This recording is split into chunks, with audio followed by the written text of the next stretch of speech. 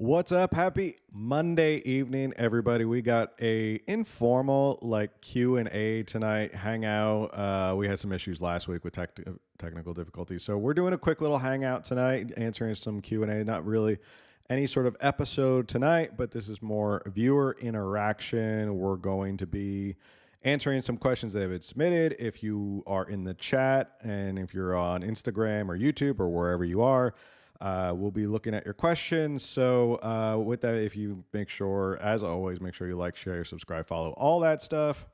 And welcoming in my best and trusty co-host, the best, fastest researcher in the West, Camille, ready to answer some questions of... Oh, we'll see. You're kind of undecided. You're I like... may plead the fifth. You're like, I don't know about this. All right. Yeah. So again, if you're in the chat anywhere, I'm going to be watching the chat. We're going to be answering some questions. Some people submitted some first questions. So I guess we'll just get started right away. Somebody asked, well, this is a really heavy one right off the bat. How afraid should we be of Newsom potentially becoming president? Okay. Do you want to start? Do you like? Either or, you can start as I check in on the chat if you want to let me know your thoughts.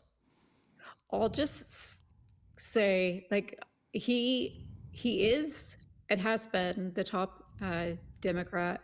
He's not. Obviously, he hasn't like officially announced a campaign, but he's basically been the top Democrat nominee to take that position. And right now, things are pretty heavy in the U.S. As we've got some other questions regarding situations. Things are pretty heavy in the U.S. and I don't think that a lot of people are very happy with the Trump administration. And not that Trump can run again, but J.D. Vance could be running. So Newsom definitely has a very good chance of being the Democrat nominee for the president.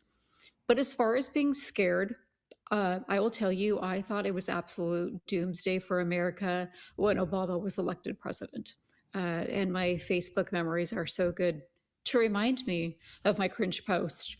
I love to look at my memories and see like my kids, they were babies, and the funny things, what I thought were like funny and cute that they were doing.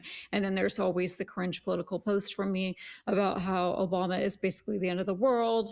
And while I wasn't one of those out there saying that his birth certificate is somewhere in Kenya or wherever he was allegedly, I was not one of those. I still like to stick to the facts even back then, but I was like, it's over, America. It's over. It's not over. We're still here. So yeah. Same thing with Biden. Like everyone thought Biden was going to be the end of us. We got through it. Like, we got through it. We're still here. We made it. Mm-hmm. So I don't know. I just encourage people, don't be scared, but certainly get involved and get your friends and family to get involved. And at least you'll feel like you did something. I will say this about Gavin Newsom. I will not say there is a 0% chance that he becomes president because it's impossible. I mean, to say it's impossible for him to become president would be ridiculous. I think he definitely has more than a 0% chance of becoming president. I think he is making his own errors like he did over in Davos with the whole knee pads and that whole stunt and trying to like piss off the Trump administration. So to answer the question, should we be scared of a Gavin Newsom presidency? I mean, there's still 3 years left in this Trump administration, so there's a lot that can go right. There's a lot that can also really go wrong. I mean, COVID happened, and then all of a sudden, all chaos and hell broke loose, and that's how we ended up with Joe Biden.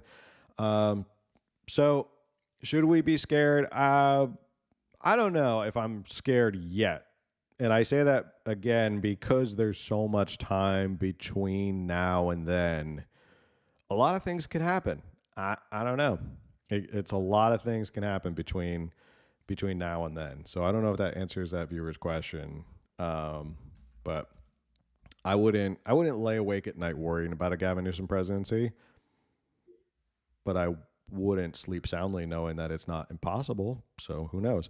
I just don't know if he's going to win over the swing states. Like, I just find it hard that the governor of California, with everything that's going wrong here, he's not just going to get clobbered in the swing states with the whole, don't California my Georgia, don't California my Pennsylvania. Like it's going to be like those ads are just going to be running all the time. Um, so that's my thoughts. Just catching up on the chat. People are asking. You can ask questions right here in the chat. If you have a question, fire away. That's the whole point of tonight's episode. We don't have like subjects. We're just here hanging out for you guys. Because like we said last week, there was the technical difficulties, which hopefully I think we have resolved now. We have two guests coming up over the next 2 days. So you get tonight's episode Q&A, and then tomorrow guests and another guest. So we got a lot of guests coming up. 3 shows tonight. A lot of marathon podcasting. All right. This week. This week, yes. Sorry. Thoughts on Spencer Pratt running for mayor? Okay. I will say this. If Spencer wants to give Karen Bass a run for her money, go for it. I think it's good that someone who is very passionate and angry about what happened in LA and what's going wrong with LA is running against Karen Bass. I don't know if he'll win. I don't know if he has the political machine to actually do it and win. But sometimes just making a statement, just kind of dragging her down for what she's done. But again, if you go through all this trouble and she still wins anyway, I don't know if you really accomplished anything. All I know about Spencer Pratt is the reality TV show. I've heard he's a smart guy. We have reached out to him to see if he wants to come on the show. Haven't heard back from him, so we're trying to get him on the show. I've heard he's a really smart guy. So we'll see. I'm not opposed to Spencer Pratt running for mayor. I don't know. What are your thoughts, Camille? Well, I appreciate that.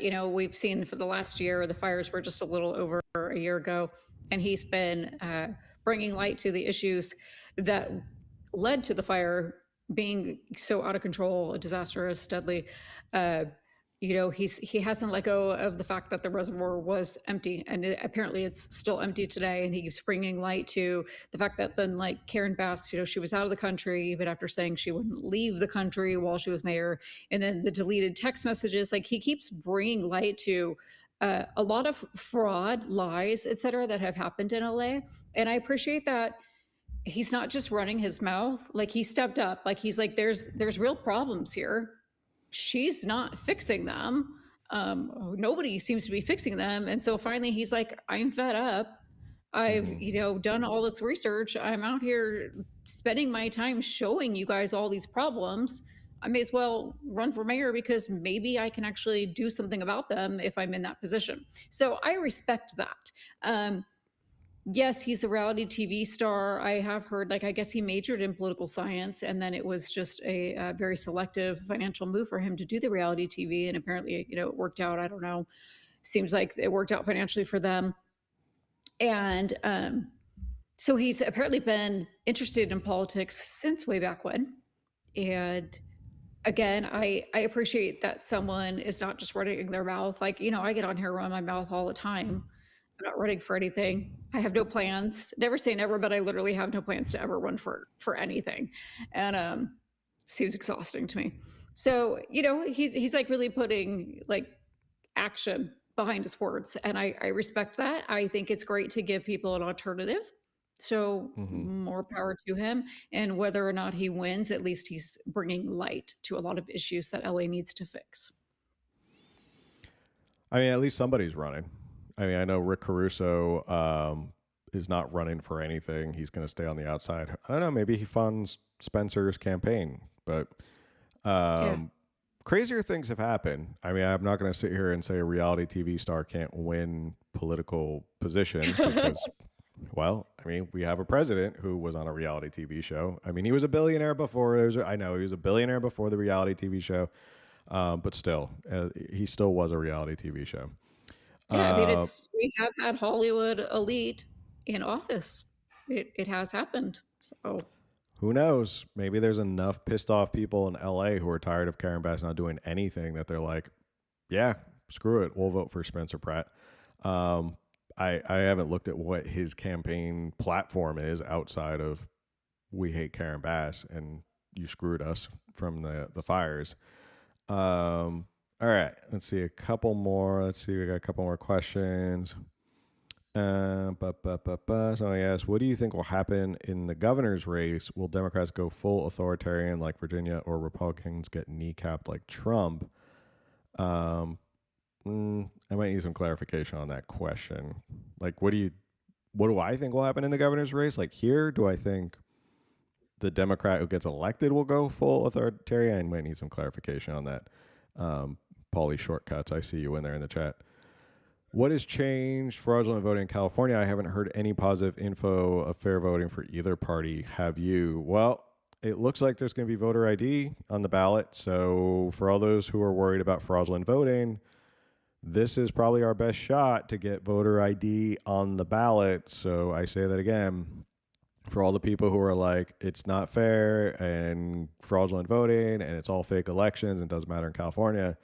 This is 1 year you should show up and actually vote for voter ID here in California because it's on the ballot. So if you want it, Right. you got to show up and get there and actually put it on the ballot. So, Yeah. um, For years, I've heard people say, until there's voter ID in California, the elections will be stolen. So make sure you get out and vote for voter ID if that's mhm. how you feel. Yeah, absolutely. Someone said, I'd love to know if California has a chance to obliterate Prop 50 and how it passed. Well, this is a little plug for Wednesday's episode. We have Assemblyman David Tangipa, who is the litigant in the lawsuit for Prop 50. And I believe it's on its way up to the Supreme Court. So we're going to get some more information, behind the scenes information from David on Wednesday. So I think he will have a better option. So stay tuned. Join us on Wednesday, 8 p.m. on YouTube. All these next days are 8 p.m. on YouTube. Ice. Yes, go for it or rein it in. This is funny because I was literally just talking to my dad about this, about the midterms and everything. And he said, why do you think that, not that I think there's a possibility that Republicans get wiped out in the midterms and it's like a slaughter. Um, and I was saying my reason for it is that I don't look at Republicans or Democrats because Republicans always come home, Democrats always come home. They always vote for who they're going to vote for in their party. I think it's a lot of people in the middle. It's the independents, I think, are being swayed with everything that's happening. I think the economy hasn't quite picked up as much as people think it should at this point. Who knows? Maybe the economy has a big turnaround this year. I think the ICE stuff, we all see the footage. We all know that the guy was running out with a loaded gun. We all see it later on and go, yeah, was it justified or not? But I think the first guttural reaction for a lot of people is when they see what's going on with ICE is they go, this may be getting a little out of hand from what we thought we were voting for. And regardless of whether that's really happening or not, it does look, I think, rough to independents who are just on the sidelines going, I voted for immigration enforcement. Maybe I didn't vote for this. So I don't know. From a public standpoint, a public perception standpoint, maybe rein it in a little bit. But yeah. I don't know how I you rein think it. that, yeah, I don't know how you rated it. We have ICE obviously for a reason, and I just checked it if my answer is correct from my Google search. Apparently, there's more than 22,000 ICE agents in the United States. And we have heard of a handful of horrific accidents for sure. And then, these we're still getting information on these situations of, did I say accidents? I meant incidents. We're still getting information. There's still footage yet to come out, body cam stuff. And just, we don't really know.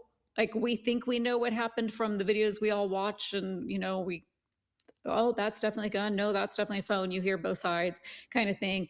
I don't want to say anyone is justified in being killed. Like, I'm certainly not saying that whatsoever, but, and I'm not just dismissing these because, oh, it's only been a handful of incidents.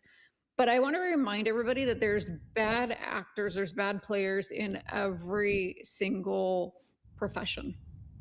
And Mhm. we are obviously seeing this, and it's horrible, but that's not the general, like, again, 22,000 ICE agents, and we haven't had 22,000 horrific incidents. And so I think that does say a lot, with just to keep in mind.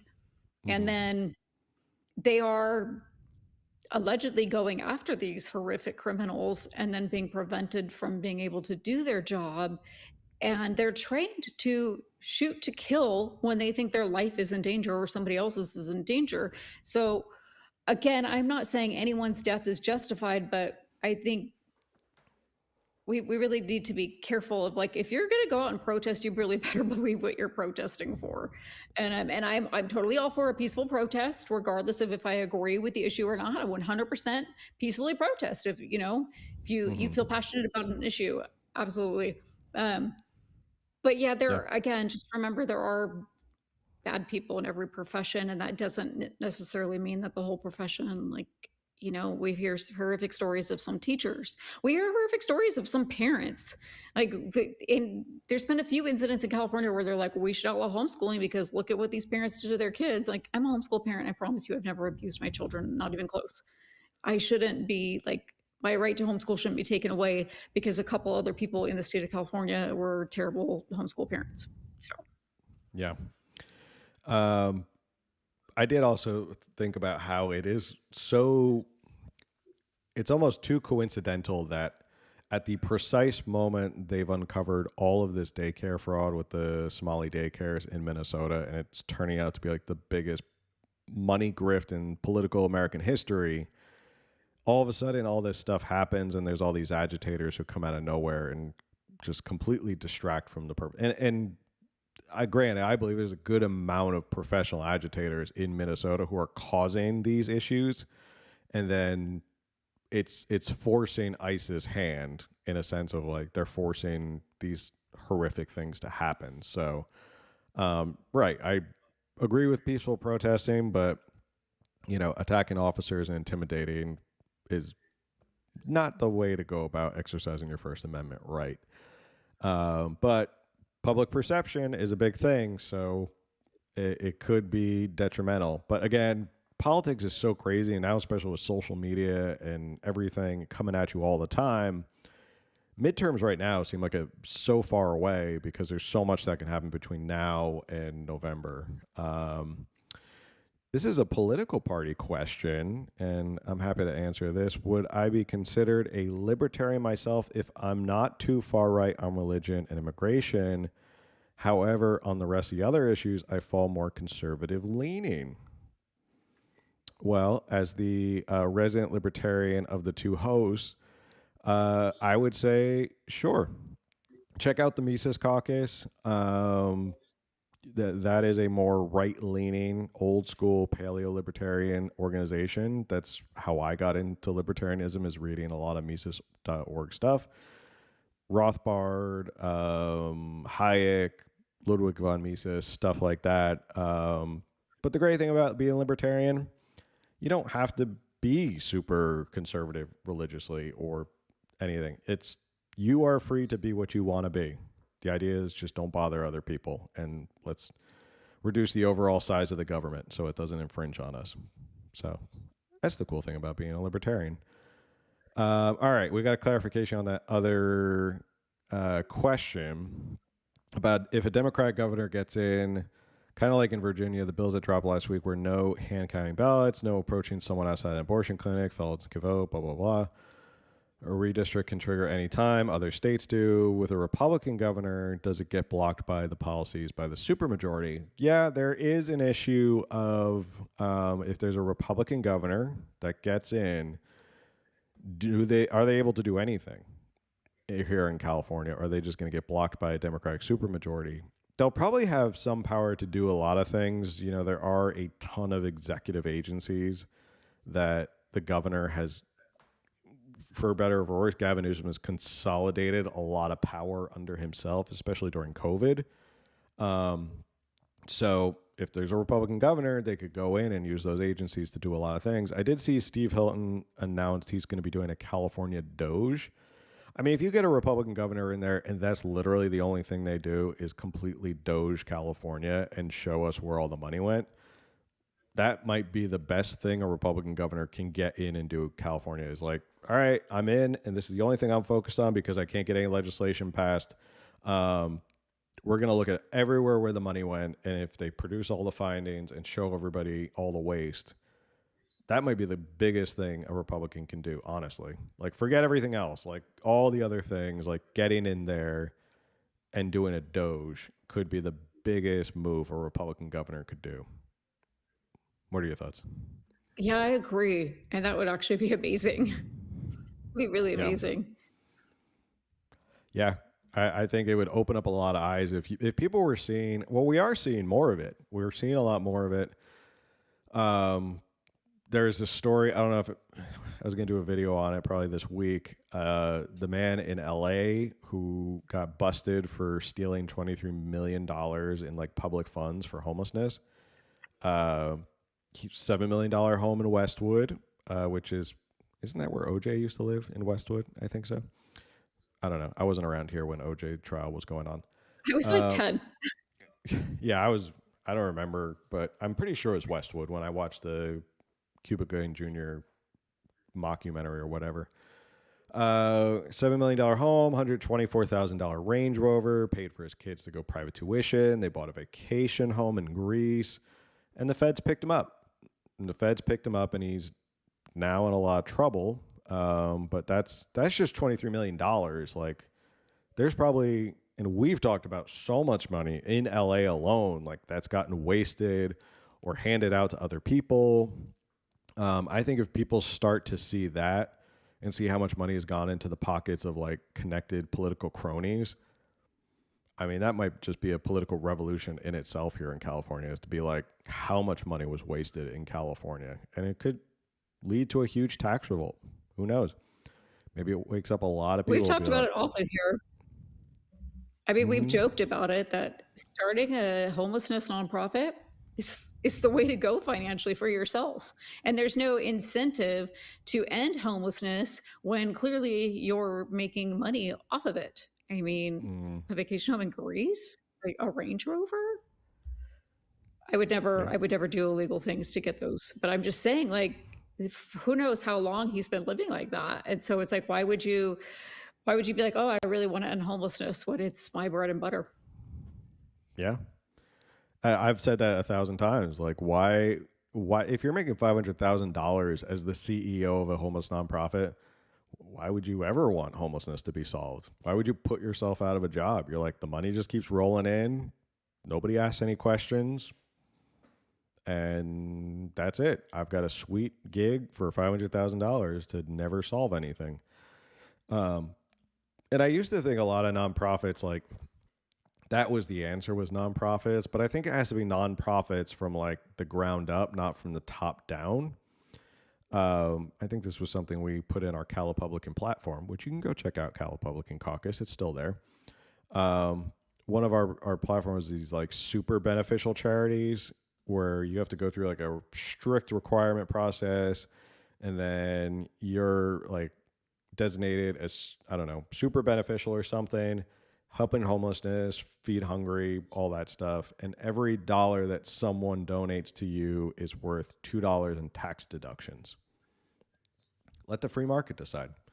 But the nonprofits have to go through a really strict like vetting process of like, they can't spend more than 30% on administrative costs and salaries and stuff like that. And they have to prove every year like that they stay up with those requirements. I think that's more of a free market bottom up solution rather than top down, because clearly that's not working. Oh, OJ lived in Brentwood. Westwood is UCLA. I knew it was a wood something. Well, yeah. So, see, I wasn't a California guy back then. All right. Any more thoughts, or you want to go on to the next question? Go on. If California is 100% drought free, what about water bill surcharges and tier rates? Well, I don't think it has to do with the amount of water. The way they argue, I saw someone on the news talk about this. it's not the fact that there's no water, it's how you get the water from where it is to people in the cities, people in the suburbs, on the coast, and stuff like that. That's why it's so expensive. I mean, they have all sorts of BS surcharges and stuff like that to try and rack up the price. So it has nothing to do with the water itself, like the amount of water. It's just getting it here, pipes, all that stuff. So All the infrastructure, which it probably constantly needs repair. I mean, California's huge.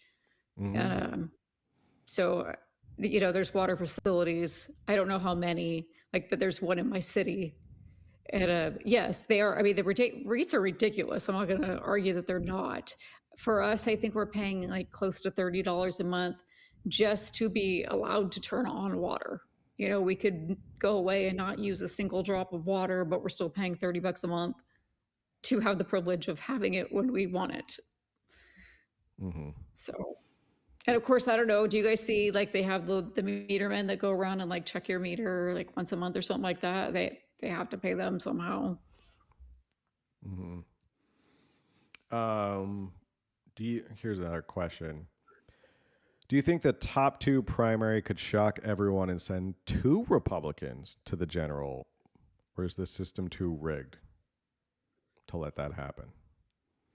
Mm, again, it's kind of like the Gavin Newsom question of becoming president. I wouldn't say it's impossible. I would say there is certainly a chance. I don't know if it's a big chance, but who knows? Maybe the Democrats eat themselves alive and it ends up being two Republicans, which would be insane if it was Bianco versus Hilton.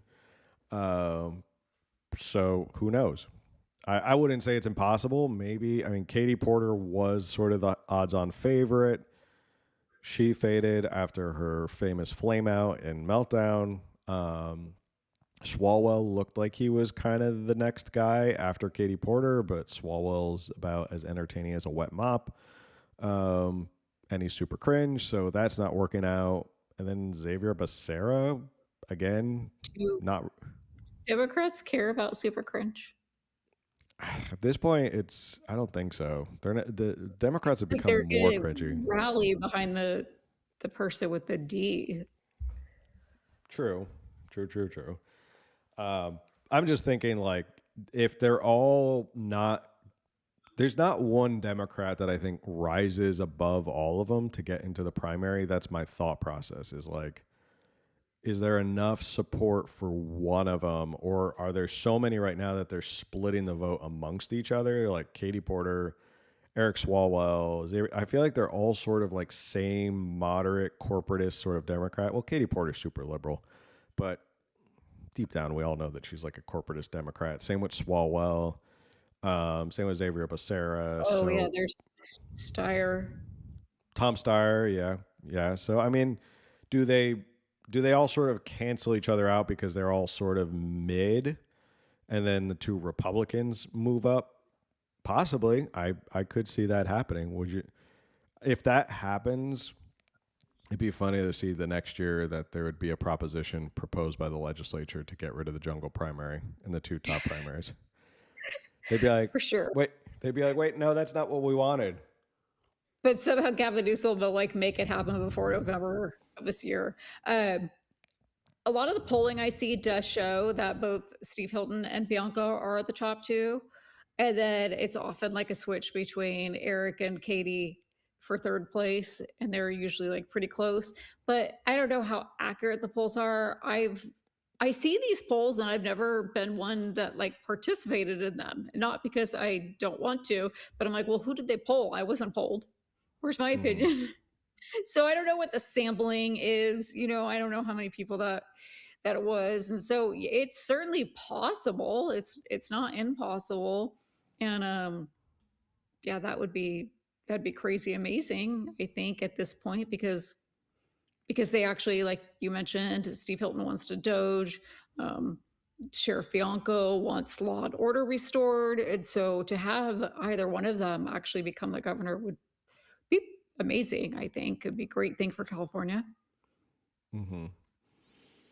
Where do you want the next governor to start slashing? income tax, regulatory red tape, or the billions wasted on programs that don't work. Uh, well, governors can't unilaterally slash taxes, so that's a problem. Um, red tape, I think they can start to go in there executive wise and through the agencies and cut a lot of red tape, which would be amazing. Um, and like we said, California Doge, if like they just do those two things, if they cut a ton of red tape and then Doge the hell out of California and show everybody like where all the money went, be great. That's a success. That's all you need to do. Forget the legislature. They're all going to hem and haw about everything. But because even if you veto something, they could, with super majorities, they could easily overturn and override a veto, um, Yeah.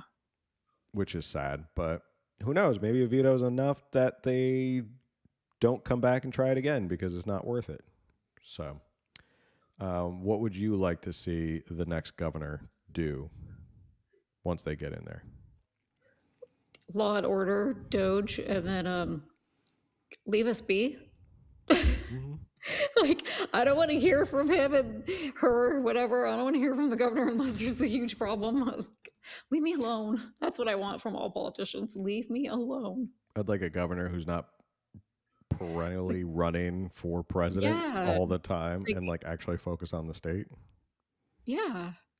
That would be Just nice. focus on the state, focus on the actual issues. Mm-hmm. Uh, I don't know the word I'm looking for, but I guess really help, I mean, California, again, it's huge. There's 58 counties, I think. Help the counties to really like enable the counties to kind of take care of themselves. And I think that's another thing what you and I have talked about even years ago. And now I guess that's where we're getting into more of a libertarian viewpoint is kind of like if we could like enable the counties to really take care of themselves, and the governor is just sort of managing from the from the back and like stepping in when necessary. Because again, I'm for smaller government. Now I am a Republican, I'm not a libertarian, but I am for smaller government. And all the Republicans say they are, but they're not. They're just for their version of government. And so I Yeah. just want to see anyone come in and be like, all right, we've got some issues, let's tackle these issues. Or and delegate, okay, like you've got this county stuff going on here, and you guys need to take care of this in your county. I'm here if you need me. Yeah. Um, I But that's wish it not was how it like that. works.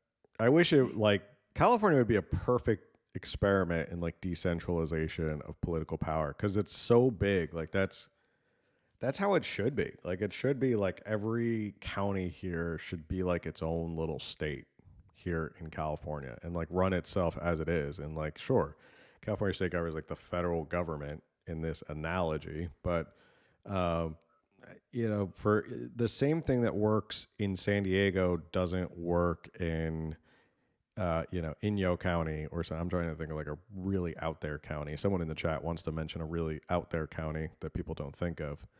Um, yeah, they don't work. It's kind of like it kind of reminds me of like COVID. When COVID happened, the original plan out the gate was, oh, well, we'll let every county decide because the counties know what's best and they're on the local level and they understand.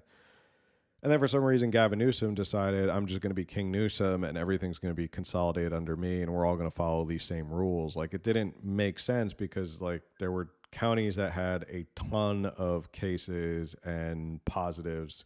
And then there were counties that didn't have a lot of positives, but they were all under the same rule and they weren't accounting for like per capita. It was just very weird.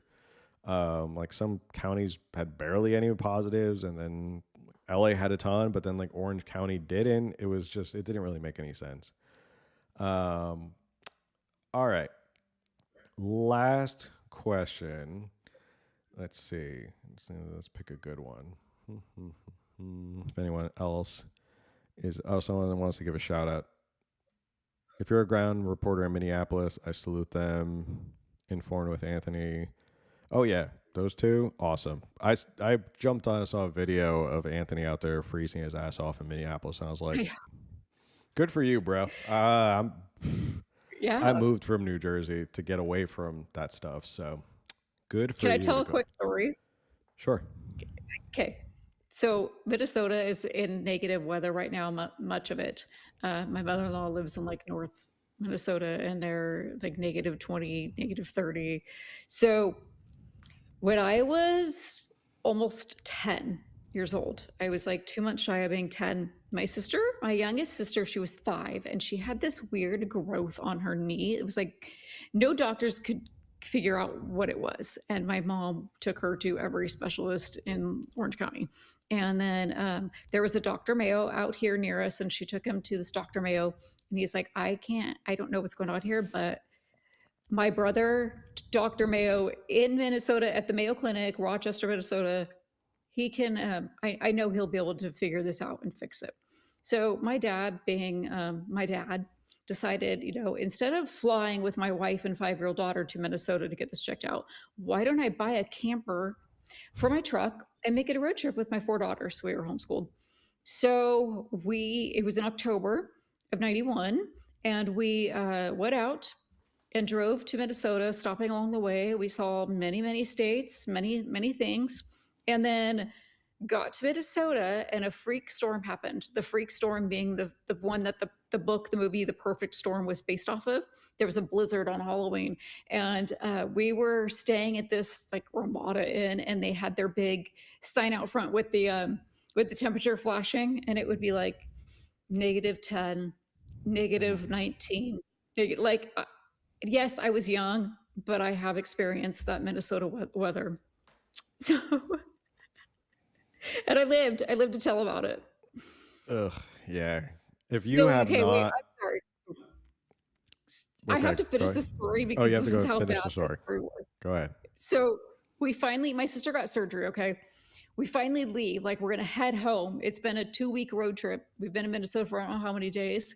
We leave the parking lot of the hotel, and it's icy roads, and we're immediately rear-ended, and like the truck and camper are damaged. So we pull right back in and check in, and we're there for a few more days while the truck got repaired. Anyway, that was my story of. I think that's why I hate the snow. It's I hate the snow. And I hate cold. If you have not experienced anything that's like 10 below or anything like that, it's not fun. Like your skin hurts within 30 seconds. It's brutal. It's abysmal. So yeah, anybody who's out there in Minneapolis right now, kudos to you. I don't know. I like reporting live from here in San Diego, so nice and warm. Although it's been a little chilly. Wear It's our short sleeve t-shirts. yeah, it's been a little chilly. It was like 65 today, so had to put on a vest, but we survive. All right, last question for the night. About the billionaires tax, do you see this as a desperate cash grab that'll accelerate the billionaire exodus, or just another way Sacramento punishes success? Well, we're already seeing tons of billionaires leaving. Like I think Shama said there was about $1 trillion that has already left the state by December 31st, because the bill is retroactive if it does. First off, if it gets on the Oh ballot. my gosh, are you kidding? I didn't know that part. If it gets on the ballot, it's retroactive to January 1st of 2026. So it goes all the way back. That's why everyone was leaving December 31st and getting out of here. So about $1 trillion of wealth is already gone.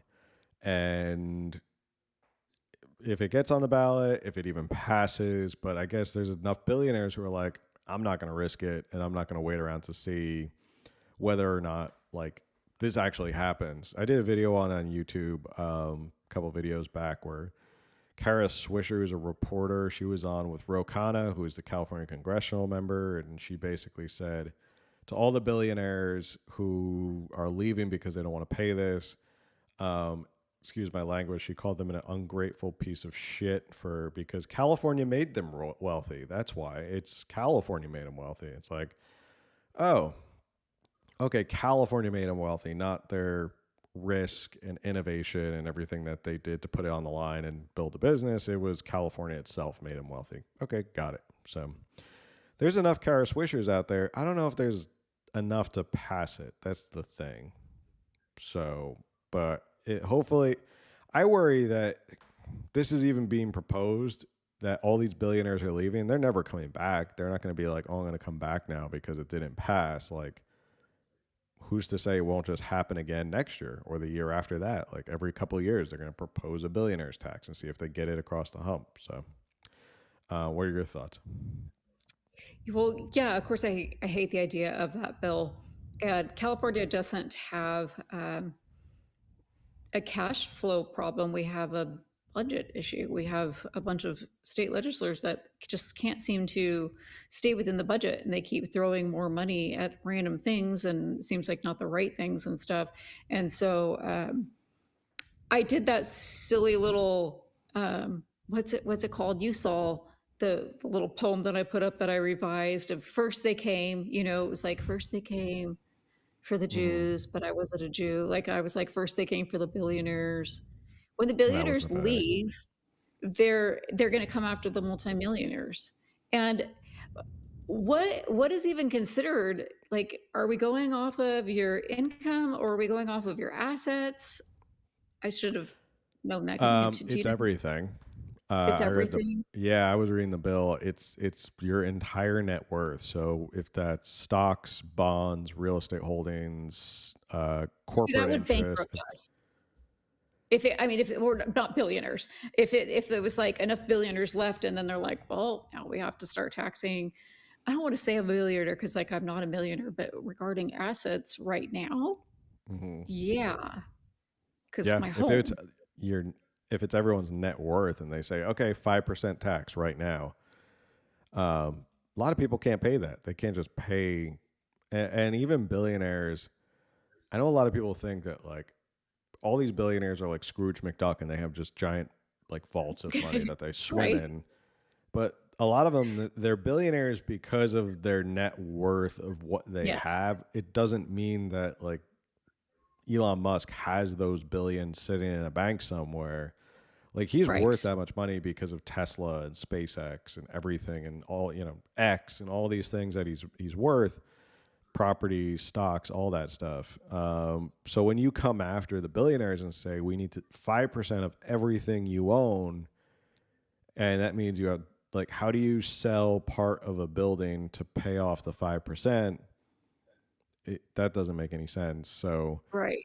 you'd have to sell the whole building, or it's just it doesn't make sense because you're forcing billionaires to liquidate their assets that they don't want to liquidate, and then they're going to get hit with a capital gains tax on top of that, because if you sell property and it appreciated, then you're going to get capital gains tax and you're going to get the California 5% tax. So it's a mess. Yeah, it's very messy. Very messy.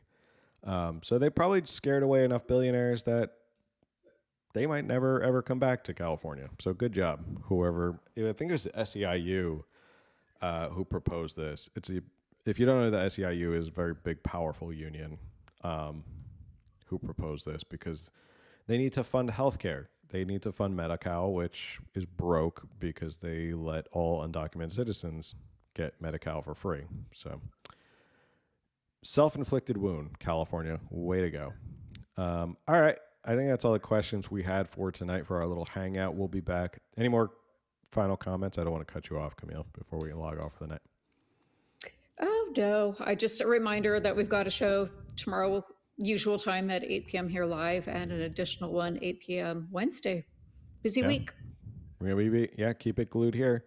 We'll And see then we've you. got, sorry, are we do, I don't know if we might be doing something special next Tuesday. Yeah, we might be doing something a little bit different next We Tuesday, might, we'll earlier than let you normal. know. Keep Yeah. up on Instagram. So that's where we like Instagram, announce all post all the that stuff. things. So, yeah, I guess we'll see everyone tomorrow night. All right. Later.